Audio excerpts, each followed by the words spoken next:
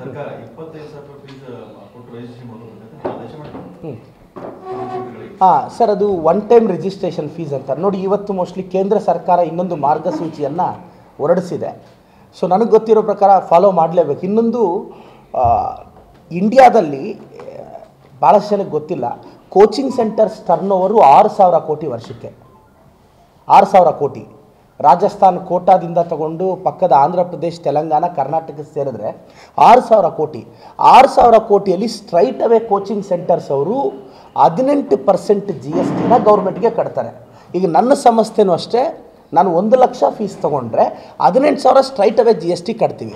6,000 ಕೋಟಿಗೆ assume that 18% GST ಅಂದರೆ ಸರಿಸುಮಾರು ಸರ್ಕಾರಕ್ಕೆ 1,100 ಕೋಟಿ GST ಹೋಗುತ್ತೆ. ಒಂದು. ಎರಡನೇದು, ಫಾರ್ ಎಕ್ಸಾಂಪಲ್ ಹೇಳ್ತೀನಿ, ಕೋಚಿಂಗ್ ಸೆಂಟರ್ಗಳ ಮೇಲೆ ಸರ್ಕಾರ ನಿಯಂತ್ರಣ ಇರೋದು ಯಾಕೆ ಕಷ್ಟ ಆಗ್ಬೋದು ಅಂದರೆ, ವೀರೇಶ್ ಪ್ರೀ ಸ್ಕೂಲ್ ಬಿಸ್ನೆಸ್ ಮಾಡಿ 10 ಲಕ್ಷಕ್ಕೂ ಹೆಚ್ಚು ಗಳಿಸ್ತಿದ್ದಾರೆ. ನೀವು ಕೂಡ ಅವರಿಂದ ಕಲಿಬೇಕಾ? ಅವ್ರ ಜೊತೆ ವಿಡಿಯೋ ಕಾಲ್ನಲ್ಲಿ ಮಾತಾಡಬೇಕಾ? ಈಗಲೇ ಫ್ರೀಡಮ್ ಆ್ಯಪ್ ಡೌನ್ಲೋಡ್ ಮಾಡಿ. ಬಿಕಾಸ್ ಕೋಚಿಂಗ್ ಸೆಂಟರ್ಸು ಸರ್ಕಾರಕ್ಕೆ ಒಂದು ದೊಡ್ಡ ರೆವಿನ್ಯೂ ಸೋರ್ಸು. ಈಗ 6,000 ಕೋಟಿಯಲ್ಲಿ 1,100 ಕೋಟಿವರೆಗೂ ನಾವು GST ಕಟ್ಟಿದ್ವಾ?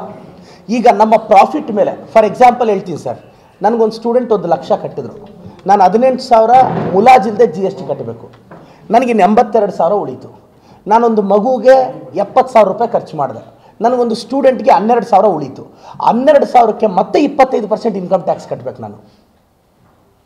ಆದರೆ ಶಾಲಾ ಕಾಲೇಜ್ಗೆ ಇದು ಅನ್ವಯ ಆಗಲ್ಲ. ಅವ್ರು GSTನೂ ಕಟ್ಟಲ್ಲ, ಇನ್ಕಮ್ ಟ್ಯಾಕ್ಸು ಕಟ್ಟಲ್ಲ, ಅವ್ರು ಟ್ರಸ್ಟ್ ಅಂಡರ್ ನಡೆಸ್ತಾರೆ.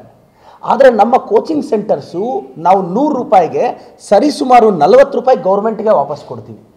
ಅದಕ್ಕೆ ಕೋಚಿಂಗ್ ಸೆಂಟರ್ಸ್ ವಿಚಾರದಲ್ಲಿ ಅವ್ರು ಏನು ಹೇಳಿದ್ದಾರೆ, ರಿಜಿಸ್ಟ್ರೇಷನ್ ಫೀಸ್ ಅಂತ ಹೇಳಿದ್ದಾರೆ ಬಿಟ್ಟರೆ ಮೋಸ್ಟ್ಲಿ ಅಂತ ಇದು ಮಾಡೋಕ್ಕಾಗಲ್ಲ. ಬಿಗ್ಗೆಸ್ಟ್ ರೆವಿನ್ಯೂ ಸೋರ್ಸ್ ಸರ್, ಅದು ಕೇಂದ್ರ ಸರ್ಕಾರಕ್ಕಾಗ್ಬೋದು, ರಾಜ್ಯ ಸರ್ಕಾರಕ್ಕಾಗ್ಬೋದು.